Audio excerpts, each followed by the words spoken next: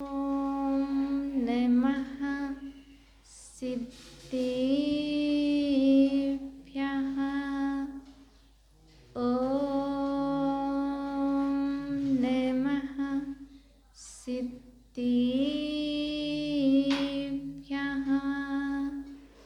नमो अरिहन्ताणं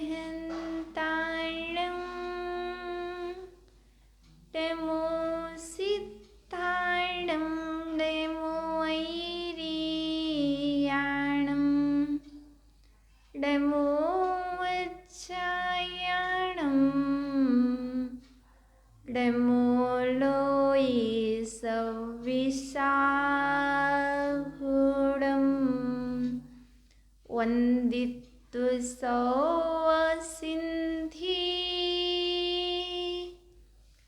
ध्रुवोमजमणुभमं गैं पत्ते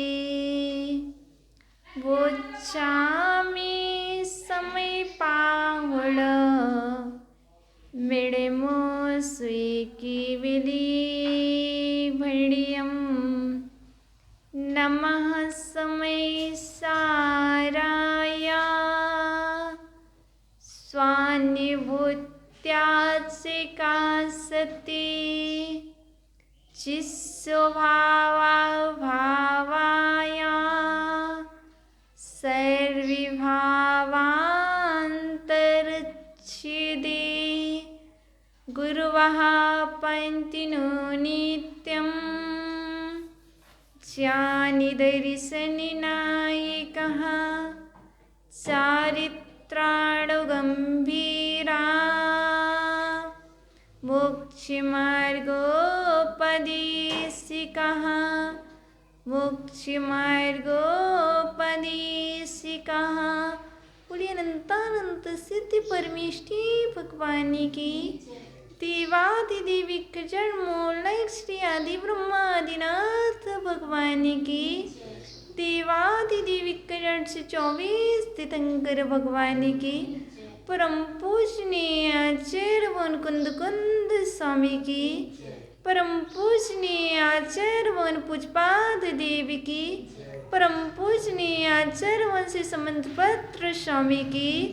प्रातः स्मरणीय सारस्वत कवि नये चक्रवर्ती मम शिक्षा दीक्षा दाता आचार्य वन श्री विभव सागर जी महामुनि राज की।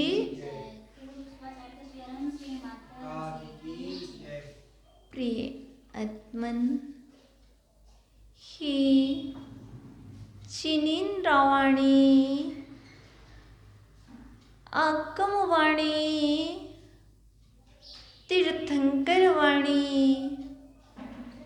गुरुवाणी त्वमेव जयतो त्वमेव जयतो त्वमेव मम कंठा आगच्छतु आगच्छतु आगच्छतु।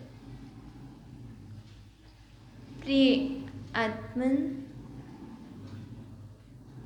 हम चाहते हैं पर उस चाहत को पूरा नहीं कर पाते।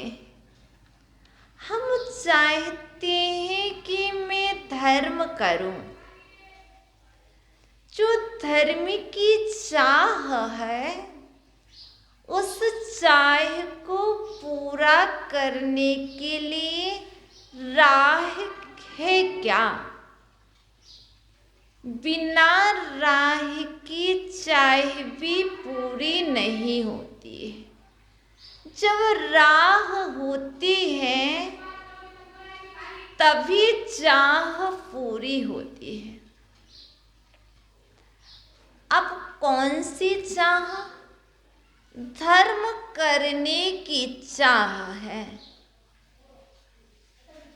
धर्म को चाहते हैं। आचार्य भगवान कहते हैं तो धर्म की राह क्या है? इस विषय को प्रतिपादित आचार्य भगवान समंत्रवत्र स्वामी रत्नकरंडक श्रावकाचार्य की 26 नंबर कारिका की चतुर्थ चरण में कह रहे हैं, ना धर्मो धर्म कैर्वना। तुम धर्म चाहते हो तो उसकी राह क्या है? धर्मात्मा। ना धर्मो धर्म कैर्वना, अर्थात धर्मात्मा के बिना धर्म नहीं होता है। धर्म करना है, धर्म चाहिए तो धर्मात्मा होना अनिवार्य है। अब कैसा धर्मात्मा होना चाहिए? जैसा धर्मात्मा होगा वैसा धर्म होगा। धर्मात्मा किस कोटि का है? तो धर्म उस कोटि का होगा।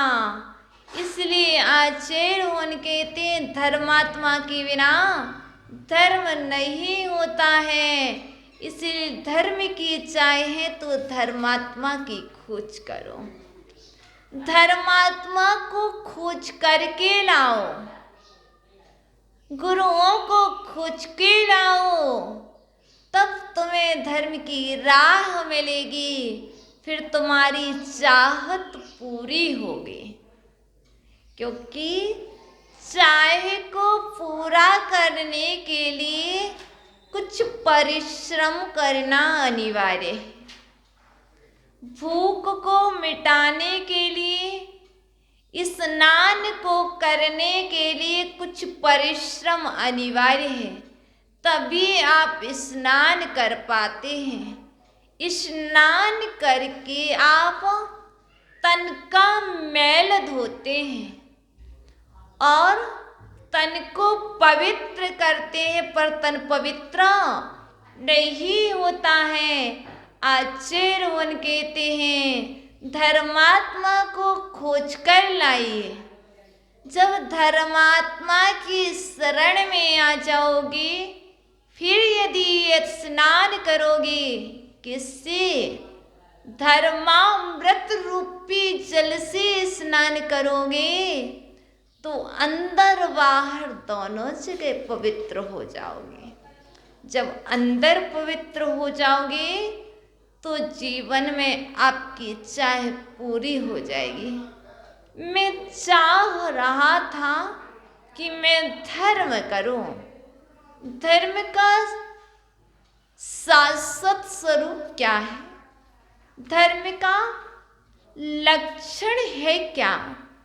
तो आचार्य भगवान रत्नकरंडक श्रावकाचार्य में कह रहे हैं, सदृष्टि ज्ञान वृत्तानि धर्मम धर्मेश्वरा विदु यदि प्रत्यनीकानि भवन्ति भव पद्धति। आचार्य भगवान 3rd नंबर की कारिका में धर्म का स्वरूप बतलाते हुए कह रहे हैं, सम्यक दर्शन, सम्यक ज्ञान और सम्यक चारित्र, ये धर्म है। ये मोक्ष की ओर ले जाने वाले हैं। इसके विपरीत मिथ्या दर्शन, मिथ्या ज्ञान और मिथ्याचारित्र ये संसार की वृद्धि कराने वाले हैं, ये संसार को बढ़ाने वाले हैं। यदि तुम्हें संसार वृद्धि करना है, संसार को बढ़ाना है, तो विपरीत धर्म को स्वीकार करो। यदि आपको संसार को घटाना है, संसार की वृद्धि को माइनस करना है, तो आप सम्यक रत्नात्रय को स्वीकार करो। क्योंकि आचार्य भगवान ने स्पष्ट रूप से कह दिया है, धर्मात्मा के बिना धर्म नहीं होगा। जहाँ जहाँ धर्मात्मा होंगे वहाँ वहाँ धर्म होगा। जहाँ जहाँ धर्म होगा वहाँ पर निश्चित है कि धर्मात्मा है। जहाँ पर धर्म है तो गारंटी, क्योंकि यहाँ पर स्पष्ट कह दिया है। समंतभद्र स्वामी की दृष्टि में देखें तो स्पष्ट है, दिख रहा है यहाँ धर्म है। तो कारण क्या है धर्म का? संस्कार नहीं। धर्म दिखाई दे रहा है तो यह भी देख लेना ज्ञान नेत्रों से, यहाँ पर अभी धर्मात्मा है। जब तक धर्मात्मा रहेगा तब तक धर्म रहेगा, और जहाँ धर्म रहेगा वहाँ पर निश्चित धर्मात्मा रहेंगे, यह सिद्ध है। तो अभी यहाँ पर धर्म दिखाई दे रहा है, इसका मतलब क्या है? अभी धर्मात्मा है, धर्मात्मा का अभाव नहीं हुआ है। जिस दिन धर्मात्मा का अभाव हो जाएगा उस दिन धर्म का भी अभाव हो जाएगा, क्योंकि धुआं निकल रहा है, धुआं निकल रहा है तो क्या जान लिया है? अग्नि है। अग्नि है तो धुआं है, धुआं है तो अग्नि है, ये सिद्ध हो जाता है। ऐसे आचरण कहते यहाँ पर भी सिद्ध हो गया है। धर्म दिख रहा है तो धर्मात्मा है। जहाँ पर धर्म दिखाई ना दे वहाँ पर समझ लेना यहाँ पर कोई धर्मात्मा शेष नहीं बचा है। जिस दिन इस पंचम काल में धर्मात्मा का अभाव हो जाएगा उस दिन ना तो धर्म रहेगा, ना अग्नि रहेगी, ना जल रहेगा, सब कुछ नष्ट हो जाएगा। इसलिए इस भूतल पर इस अवसर्पणी पंचम काल में स्पष्ट लिखा हुआ है, कब तक अग्नि है? कब तक अग्नि है? जब तक धर्म है। कब तक भोजन है? जब तक धर्म है। जिस दिन धर्म है तात्पर्य धर्मात्मा है। जिस दिन धर्मात्मा चला जाएगा, जिस दिन घर में से, जिस दिन घर से कोई धर्मात्मा जीव निकल जाता है उस दिन घर में भी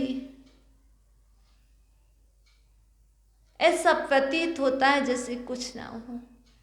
इसलिए यही समझ करके चलना, तभी तक आप सब कुछ कर पाओगे जब तक कोई धर्मात्मा जीव है। आज हम सभी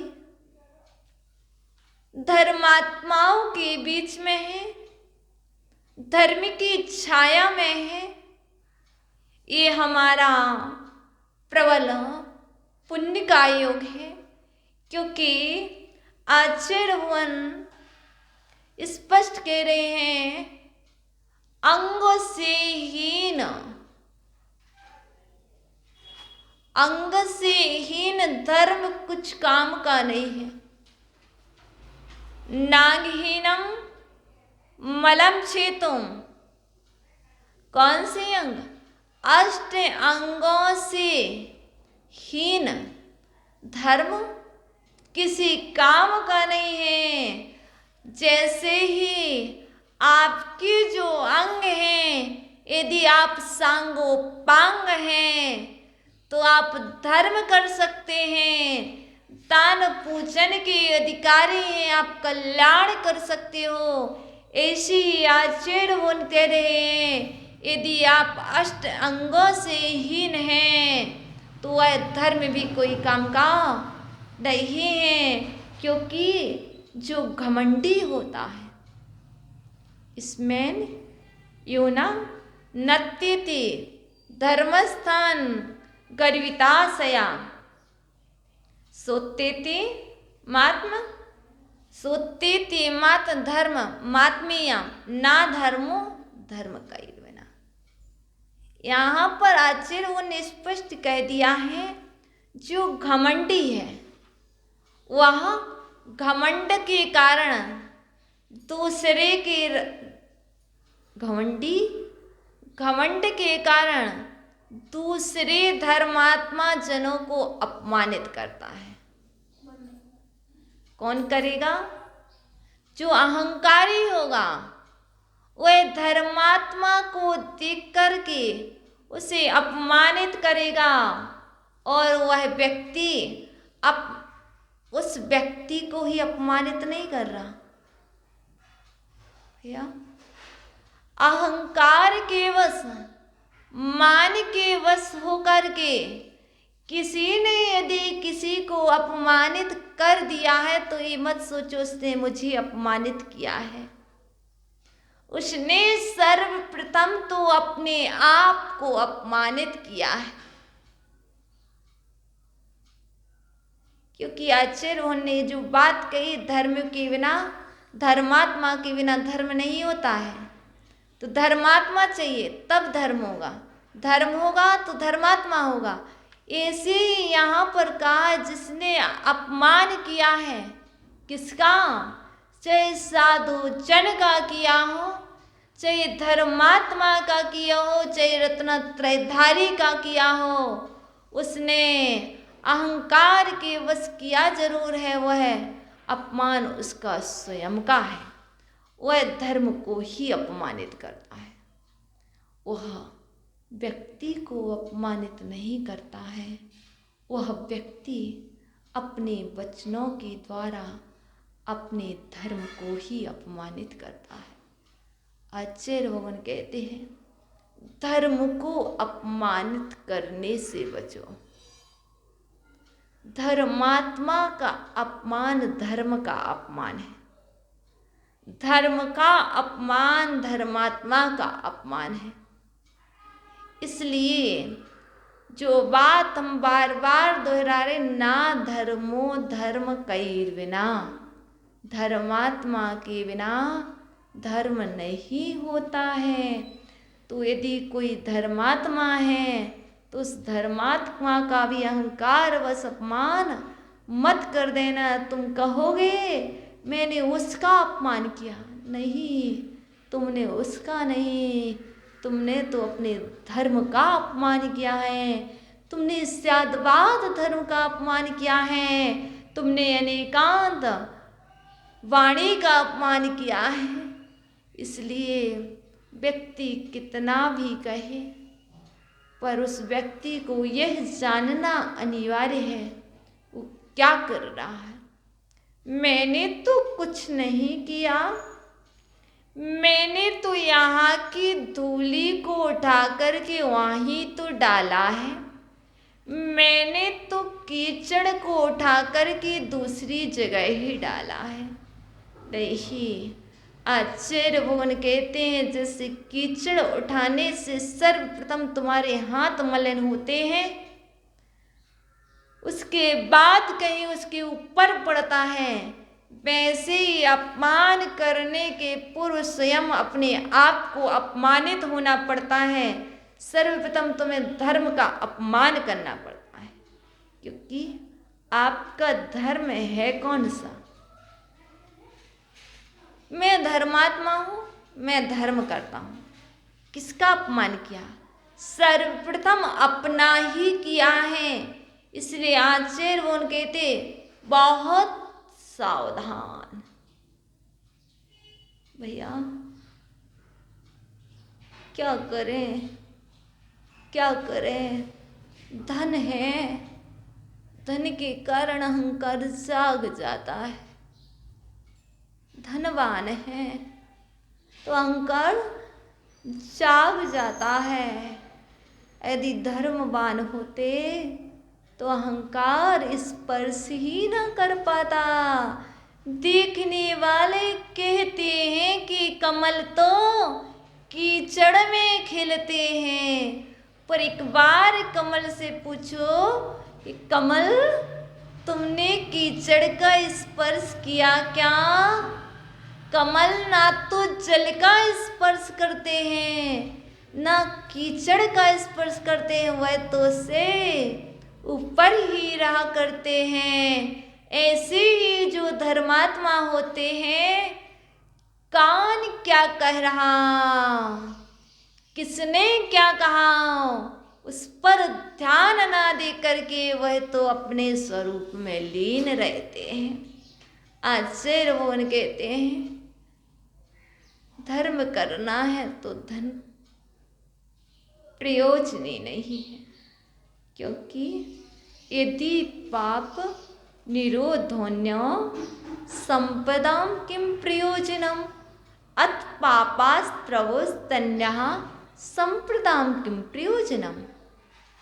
यदि पाप का निरोध हो गया है, यदि पाप रुक गया है, तो संपत्ति से क्या प्रयोजन। यदि पाप का आश्रय जारी है, तो दूसरी संप्रदायों से क्या प्रयोजन। यदि पाप हो रहा है तब भी धन कोई प्रयोजन नहीं है, और यदि पाप रुक गया है तब भी धन की आवश्यकता नहीं। अब आपकी स्थिति क्या है, क्योंकि पाप जारी है तो धन से क्या प्रयोजन, और पाप रुक गया तो भी धन नहीं चाहिए। अब कौन सी स्थिति है, यदि धन की इच्छा है, धन की चाह है, तो यहाँ सिद्ध यही होगा कि अभी हमारा पाप का आश्रय रुका नहीं है, पाप का निरोध नहीं हुआ है, इससे सिद्ध हो रहा हमारे आश्रय जारी है। कितना आश्रय जारी है। इसलिए आचार्य भगवान कहते हैं, धर्म करना है तो इतना करो कि पाप का आश्रय, धन कमाना है तो इतना ही कमाओ जिससे पाप का आश्रय जारी ना रहे। देखो रात दिन ऐसे बैठो संतुष्टि से, कितने जितनी आवश्यकता कर लिया, बैठे हैं, धर्म भी कर रहे हैं और धन भी कमा रहे हैं। क्यों? यही विवेक, यही सम्यक ज्ञान, जितनी आवश्यकता उतना ही। देखो मुनिजन साधु आहार को जाते हैं, कितना लेते हैं, ऐसा तो नहीं करते वहाँ से ला कर के अभी खिलाना ही है तो ला कर के ले आओ और रख लो, नहीं करते ना। जितना खिलेगा, जितना आवश्यक है उतना ही देंगे। कल पुनः भाग्य में होगा तो पुनः मिलेगा, आवश्यकता पड़ेगी तो पुनः निकल जाएंगे। ऐसे हमें ये बात का ध्यान रखना चाहिए, मुझे अपने जीवन में कितना धन अनिवार्य है। ज़्यादा आश्रय मत करो, क्योंकि आश्रय भी पाप का कारण है, इसलिए ज़्यादा पाप मत करो। आचार्य कहते हैं, जब पाप से दूर रहोगे तो धर्म को कर पाओगे, जब धर्म को करोगे तो उस क्षण उतने समय तक नियम से तुम पाप से दूर रहते हो। अभी कहाँ हो, अभी कहाँ हो, क्या कर रहे? धर्म कर रहे, प्रवचन सुन रहे, स्वाध्याय कर रहे, ये सब एकार्थवाची हो जाएंगे, क्योंकि प्रवचन सुन करके धर्म कर रहे हो। प्रवचन सुन रहे हो, यदि जिनवाणी के शब्द आ रहे हैं, आगम से बोला जा रहा है, तो स्वाध्याय भी चल रहा है और तुम अपना समय का सदुपयोग कर रहे हो। अब इतने समय तक आपकी क्या हो गई, यदि कर्म तो जारी है, आश्रय जारी है, बंध जारी है, तो शुभ आश्रय होगा, शुभ बंध होगा। अशुभ आश्रय को रोक दिया है, शुभ आश्रय जारी है। अशुभ बंध को रोक दिया है, शुभ का बंध प्रतिक्षण हो रहा है और इसका शुभ शुभ होते हुए संबर भी हो रहा है और निर्जरा भी हो रहे हैं, क्योंकि जिनालय, जिनायतन, जिनागम, जिन धर्म, अरहंता, सिद्ध, आचार्य, उपाध्याय, साधु, ये 9 देवता होते हैं।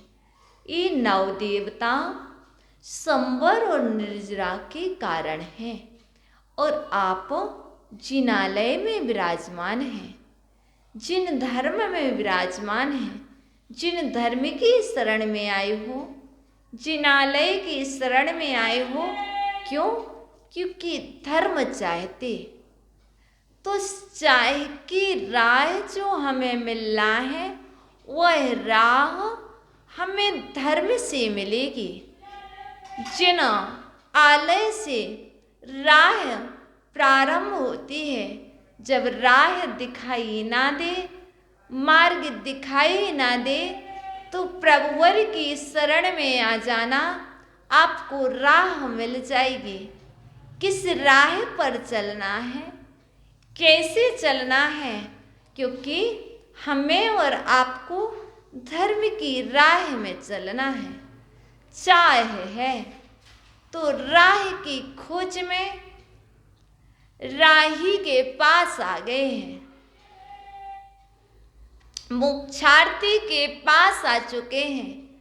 आप मुझे मोक्ष की राह दिखलाइए, आप हमारा मोक्ष मार्ग प्रशस्त कीजिए, क्योंकि हम धर्म करना चाहते हैं, धर्म की इच्छा रखते हैं। उस धर्म को करने के लिए मुझे क्या करना है, धर्म कैसे किया जाता है, किन किन कारणों से किया जाता है, तो आचार्य भगवान कहते हैं माँ मुझ है, माँ रज है और माँ दुस्सा है। ये 3 सूत्र याद कर लेना। माँ मुझ है, माँ रुच है, माँ दुस्सा है। ये जो सूत्र हैं ये आचार्य भगवान नेमिचंद सिद्धांत चक्रवर्ती द्रव्य संग्रह में ध्यान का स्वरूप प्रतिपादित करते हुए कहते हैं, धर्मात्मा के लिए चाहिए है, धर्म की चाह वालों को चाहिए है कि वह क्या करें। वो 3 बातें याद रखें। माँ मुझ है, माँ मुझ है, मोह मत करो, मारज है, राग मत करो, माधुसह द्वेष मत करो। कष्ट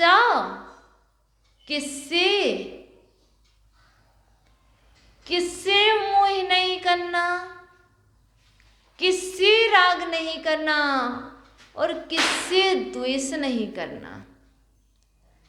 तो अभी हमारी प्रारंभिक दशा है, तो प्रारंभिक दशा में हमें अधर्म से मोह नहीं करना है ना। जब मोह नहीं होगा तो राग द्वेष नहीं होंगे। यदि मोह है तो राग भी होगा और द्वेष भी होगा। यदि द्वेष जागा है तो ये सिद्ध हो रहा कि पहले राग था। भैया जितना तीव्र राग होता है उतना तीव्र द्वेष होता है। बिना राग के द्वेष होता नहीं है और राग पूर्वक ही द्वेष होता है, ऐसा सर्वथा नहीं है। कभी कभी राग तो नहीं होता है, द्वेष ही जाग जाता है। इसलिए आचार्य वन कहते हैं धर्मात्मा को चाहिए धर्म की राह, चाहे को पूरा करने के लिए राह है। क्या राह है?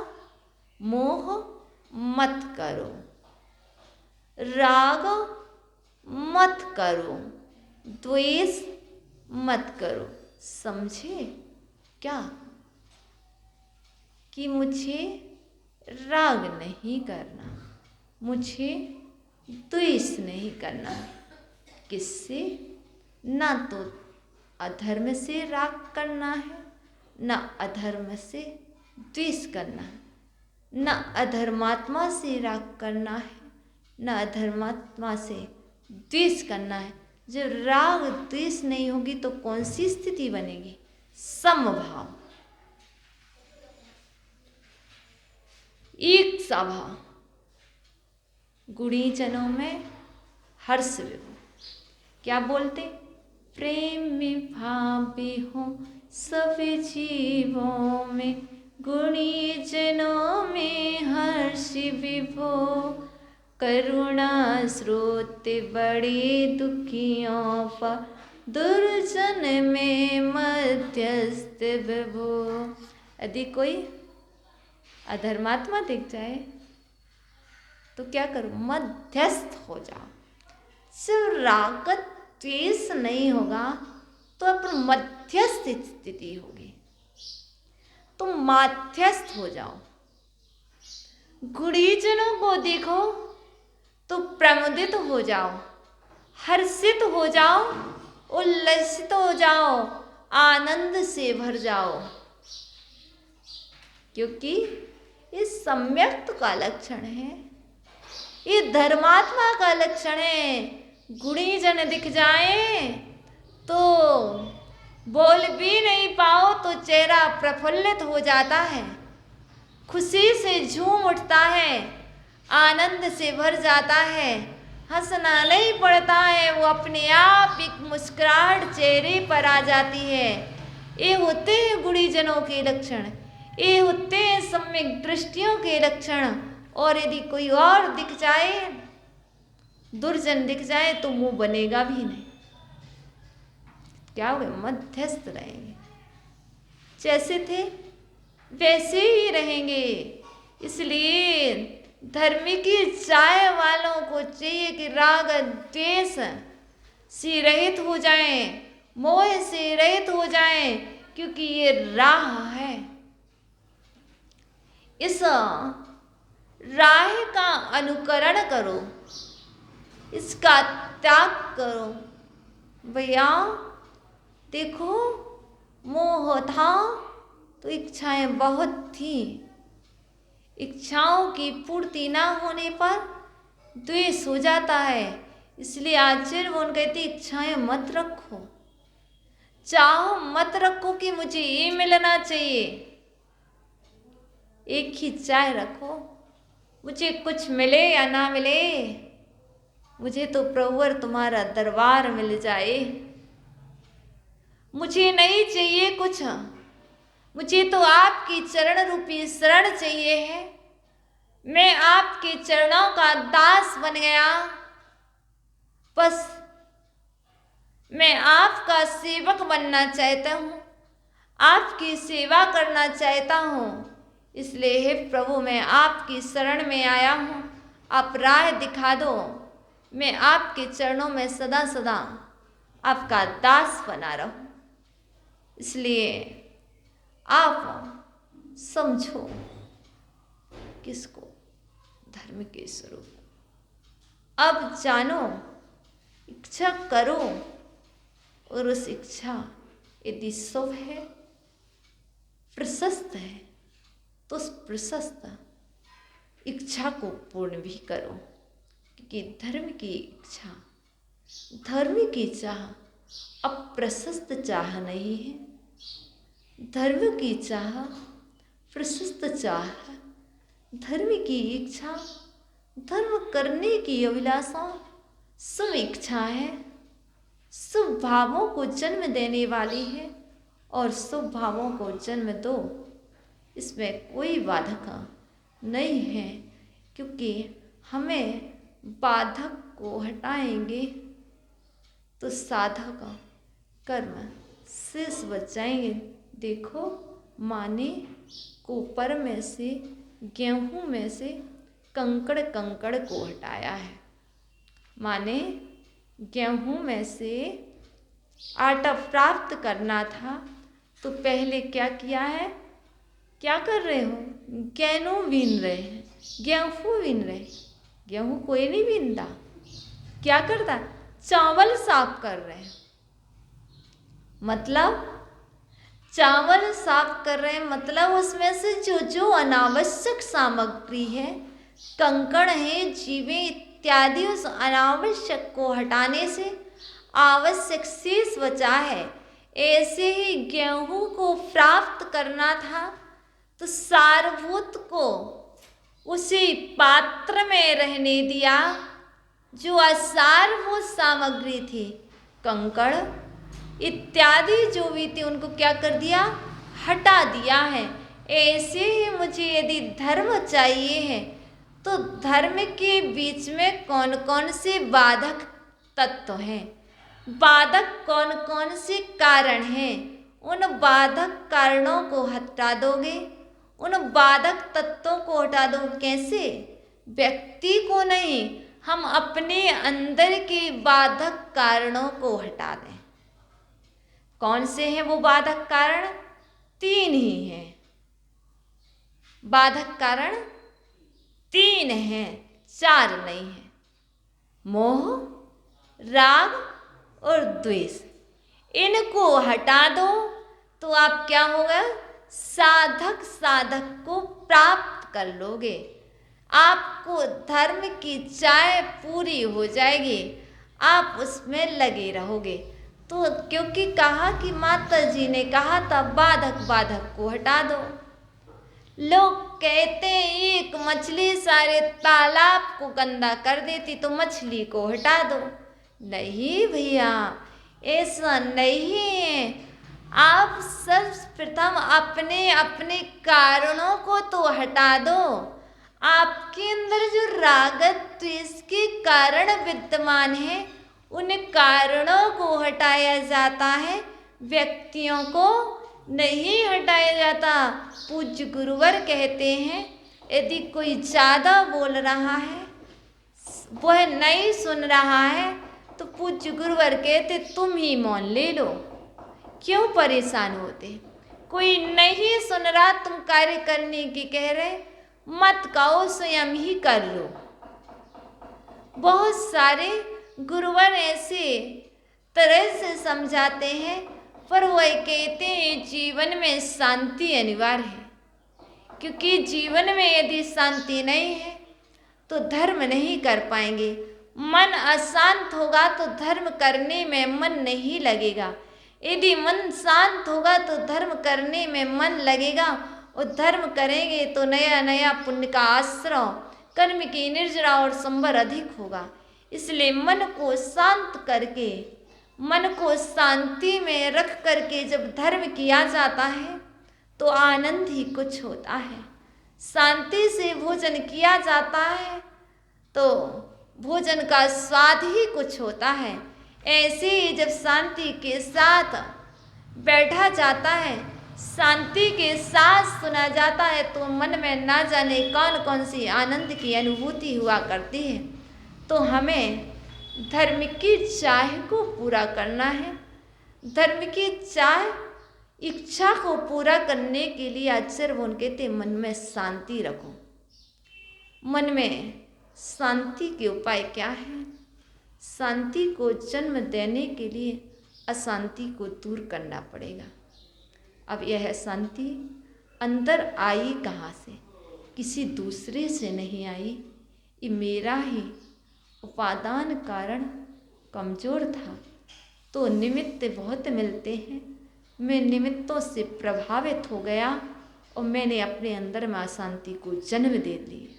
इसलिए आचार्य भगवान कहते हैं निमित्तों से प्रभावित मत होना, सर्दी आएगी भैया, सर्दी से प्रभावित मत होना। सर्दी में गर्म वस्त्र पहन लोगे, अपनी केयर करोगे तो सर्दी से प्रभावित नहीं हो पाओगे। ऐसे ही शांति को प्राप्त करना है तो अशांति से प्रभावित नहीं होना। जब अशांति से प्रभावित नहीं होगे तो धर्म मिल जाएगा, आपकी चाह अवश्य पूरी होगी और शांति आपके अंदर में होगी। इस तरह आज हमने सुना, कल हम पुनः सुनेंगे। ओम नमः।